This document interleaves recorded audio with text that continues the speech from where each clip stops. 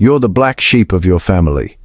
The one who questions everything while everyone else just accepts. That's how we've always done it. You look around at family gatherings and feel like you're from a different planet. Not because you don't love them, but because you see the patterns they can't see, feel the weight they won't acknowledge, and refuse to repeat the cycles they've normalized. Or maybe you're the one everyone comes to with their problems, but when you try to address the real issues, the addiction, the dysfunction, the unspoken rules, suddenly you're too sensitive or stirring up trouble. Here's what nobody's telling you. That outsider feeling isn't a flaw. That discomfort isn't a weakness. You weren't meant to fit in with the old patterns because you were meant to break them. Today, I'm revealing 5 undeniable signs that you've been chosen, yes, chosen, to be the one who breaks the generational curses in your family line. And I don't use that word lightly. This isn't about ego or feeling special. This is about recognizing a sacred responsibility that's been placed on your shoulders, whether you asked for it or not. By the time we're done, you'll understand why your life has felt harder than it should, why you've faced resistance you couldn't explain, and most importantly, what you're actually here to do. Let's dive in. Sign 1. You're hyper-aware of dysfunction that others can't or won't see. Have you ever sat at a family dinner and felt like you're watching a play where everyone knows their lines except you? You see your uncle's drinking problem that everyone pretends is just enjoying life. You notice how your mother never stands up to your father and how that same pattern played out in your sister's marriage. You recognize the way criticism masquerades as tough love in your family and how nobody ever actually says what they mean. Everyone else seems fine with it. But you can't unsee it. This isn't you being judgmental or negative. This is pattern recognition at a soul level. Here's the truth. Curse breakers are given the gift of sight. You see the invisible architecture of dysfunction because you're meant to dismantle it. Think of it like this. If you're going to rewire a house, you need to see the faulty wiring first. Most people in your family are just living in the house, flipping switches, not questioning why some rooms stay dark. But you've got X-ray vision into the walls. Research from family systems therapy shows that in every family system, there's typically one person who becomes what's called the identified patient or the truth teller. This person unconsciously absorbs and makes visible the family's hidden dynamics. That's often you. You're not crazy. You're actually the sanest person in the room because you're refusing to participate in the collective delusion. I'll tell you about Marcus, a guy I spoke with who grew up in a family where financial struggle was practically religion. Every conversation centered on lack, on how hard everything was, on why success was for other people. Marcus was the first to notice that this wasn't reality. It was a belief system. His parents made decent money but still acted poor. His siblings repeated the same scarcity mindset even as adults. Marcus was the only one who said, wait, this doesn't have to be our story. And of course they called him arrogant, ungrateful, too big for his britches. Sound familiar? When you're the one breaking curses, you'll often be misunderstood, criticized, or even attacked for seeing clearly. Your awareness threatens the status quo. The dysfunction survives by staying invisible, and you're making it visible. Does this resonate with you? Have you been called too sensitive, too analytical, too much? Have family members ever accused you of thinking you're better than everyone just because you refuse to participate in toxic patterns? That's not rejection, that's confirmation. You're seeing what you're meant to heal. The curse breaker always sees first. That's how you know it's your job. Sign 2. You've experienced unusual resistance or obstacles in your life. Let me ask you something. Does it ever feel like you're walking through quicksand while everyone else is on solid ground? You try to build a career, but face setback after setback. You pursue education, but encounter barriers that seem almost orchestrated. You attempt to create healthy relationships, but keep attracting people who replicate your family's dysfunction. You work twice as hard for half the results, and you can't understand why life feels like such a battle. Here's what's actually happening. Generational curses create energetic resistance to change. When you're the one designated to break the pattern, you face the accumulated momentum of generations who didn't or couldn't break it themselves. Think of it like swimming upstream. You're not imagining that it's harder. It is harder because you're moving against a current that's been flowing in one direction for decades, maybe centuries. But here's where it gets interesting. This resistance is actually proof that you're on the right path. Curses don't fight to maintain themselves unless someone's threatening to break them. If your life was easy, if everything flowed without effort, you wouldn't be the curse breaker. You'd be another person carrying it forward unconsciously.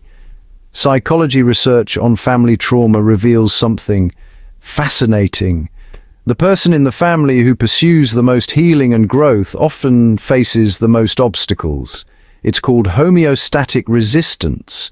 The family system unconsciously works to pull the outlier back into dysfunction because systems seek equilibrium, even if that equilibrium is toxic. Your grandmother couldn't leave the abusive marriage. Your mother stayed in the scarcity mindset. Your siblings repeat the same relationship patterns. But you're trying to break free, and the system is throwing everything it has at you to stop you. I know a woman named Jasmine who was the first in her family to pursue therapy. Suddenly, her mother got sick and needed her home every weekend. Her boyfriend picked fights whenever she had a session scheduled. Her car broke down 3 times in 2 months. Coincidence? Maybe. Or maybe the universe was testing her commitment to breaking the cycle. She pushed through. Today, she's not only healed herself but created a ripple effect. 2 of her siblings have now started their own healing journeys. What obstacles have you faced that seem disproportionate to what you were trying to achieve? What doors have slammed in your face when you were just trying to grow? What resistance have you encountered that made you wonder if the universe was against you? The universe isn't against you, it's testing you. Can you handle the responsibility of being the one who changes everything? And listen, if you're feeling the weight of this right now, if this is hitting deep, take a second to adjust your playback speed if you need to really absorb this. Don't skip ahead. Each sign builds on the last, and you need all 5 pieces to understand the full picture of your role. This isn't casual viewing. This is recognition of your life's purpose. Sign 3. You feel a deep, unexplainable pull toward healing and growth. While your family members seem content with surface-level living, you're obsessed with depth. You devour self-help books. You try therapy, meditation, journaling, energy work, anything that promises transformation. You can't help but examine your patterns, question your beliefs, and seek to understand why you are the way you are. Your family might mock this. Always trying to fix yourself, they say. Why can't you just relax and enjoy life? But you can't stop. It's not a choice, it's a calling. What most people don't realize is that curse breakers are born with an inner compass that points relentlessly toward healing. You didn't choose this orientation. It chose you. While others can ignore their wounds, you feel compelled to examine yours. While others numb their pain, you want to understand and transform it. This isn't neurosis. This is your assignment. Think about it. If you're meant to break a curse, you need to become conscious of it first. You need tools to dismantle it. You need wisdom to replace it with something healthier. That hunger you feel for growth, that's your soul preparing you for the work you came here to do. Studies on resilience show that certain individuals possess what researchers call post-traumatic growth orientation, a tendency to not just survive difficult experiences, but to use them as fuel for transformation. These individuals actively seek meaning in suffering and are driven to evolve beyond their circumstances. That's you. You're wired differently because your role is different. I've watched this play out in my own life. While my relatives repeated the same conversations year after year, stuck in the same complaints and limitations, I couldn't stop reading, learning, growing.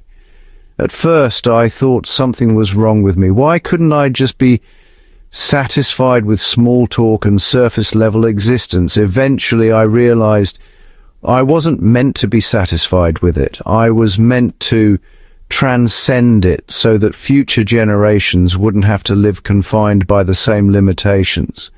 That restlessness you feel, that's not dissatisfaction with your life. That's divine discontent, the universe's way of saying you're meant for more than the patterns you inherited. Quick reflection exercise. What personal growth practices have you been drawn to that nobody in your family understands? When did you first feel this pull toward healing and self-awareness? How has your family responded to your growth journey? What keeps you going even when the healing process gets difficult? You're not broken for wanting to heal. You're breaking curses by wanting to heal. There's a difference. Sign 4. You're different from your family in fundamental ways. This one might sting a little, but it's essential. Do you ever feel like you were switched at birth? Maybe you're the peaceful one in a family of fighters, the sober one surrounded by addiction, the emotionally available one in a family that treats feelings like weapons, the ambitious one when everyone else has settled for mediocrity, the one who believes in abundance while everyone else worships at the altar of scarcity. You share their DNA but not their destiny. Here's what's happening. Curse breakers are often born with traits, values, or temperaments that are fundamentally incompatible with the family curse. It's like you came pre-equipped with the antidote to the poison. Your very nature challenges the dysfunction, which is why you've probably felt like an outsider your entire life. This isn't random, this is strategic. If you were exactly like everyone else, you'd perpetuate the curse unconsciously. Your differences are your superpowers. They're what allow you to see beyond the family paradigm and create something new. Consider Emily, who grew up in a family where conflict meant screaming matches, slammed doors, and days of silent treatment. But Emily, from childhood, was naturally calm and diplomatic. She couldn't engage in the chaos. It made her physically ill. Her family called her cold, robotic, unfeeling. But Emily wasn't any of those things. She was simply wired with the exact opposite temperament that her family needed to heal. By refusing to participate in the drama, she eventually created space for healthier communication. It took years and it was lonely, but her difference was precisely what broke the cycle. This is why you might feel like the alien at family gatherings. Your values, your communication style, your goals, your entire way of being in the world, it contrasts sharply with the family norm. And that contrast isn't comfortable for anyone, least of all you. But contrast creates clarity. Your difference illuminates the dysfunction. Your presence alone challenges the curse, even when you're not actively fighting it. What are the fundamental ways you differ from your family? What values do you hold that they dismiss or ridicule? In what ways do you operate that seem completely foreign to them? These differences aren't defects, they're divine assignments. You were made different so you could do something different. Now, if this is resonating, if you're starting to see yourself as the curse breaker you've always been, I'd love for you to hit that subscribe button. Not because I'm chasing numbers, but because you need to stay connected to this message. When you're doing the work of breaking generational curses, you need regular reminders that you're not crazy, you're not alone, and you're exactly where you're meant to be. Let's stay connected on this journey. Sign 5. You've suffered in ways that forced you to develop strength and wisdom. Here's the hardest truth. Curse breakers often endure the worst of the curse before they break it. You might have been the scapegoat in your family, the one who caught the blame, the projection, the unprocessed rage. You might have experienced the addiction, the poverty, the abuse, the abandonment in its most concentrated form. While your siblings somehow escaped the worst of it, you absorbed it fully. This isn't punishment, this is preparation. You can't break what you don't understand. You can't heal what you haven't felt. The curse had to move through you with enough force that you became intimately acquainted with its mechanisms. You had to experience its weight, so you'd be motivated to dismantle it. You had to suffer enough that turning back was never an option, only breaking through. Researchers studying resilience have found that individuals who overcome significant adversity often develop what's called stress inoculation. They build psychological muscles that people with easier lives never develop. They gain wisdom that can only come from surviving what shouldn't be survivable. You've been in the fire, and instead of being destroyed, you've been forged into something stronger. Think of it like this: a surgeon who's never been sick might understand illness intellectually, but a surgeon who's battled cancer understands it cellularly. Your suffering isn't wasted. It's education. It's qualification. It's the very thing that makes you capable of breaking what others can't even see. I think of David, who grew up watching his father's rage destroy everyone in its path. David absorbed more of that rage than any of his siblings. He was the target, the punching bag, the one who couldn't do anything right. For years he thought he was cursed to become his father, but instead the depth of his suffering drove him to therapy, to men's groups, to anger management, to every tool he could find. Today David is the gentlest father, the most emotionally available partner, and the person his siblings turn to for wisdom. He broke the curse because he carried it first. Your suffering wasn't meaningless.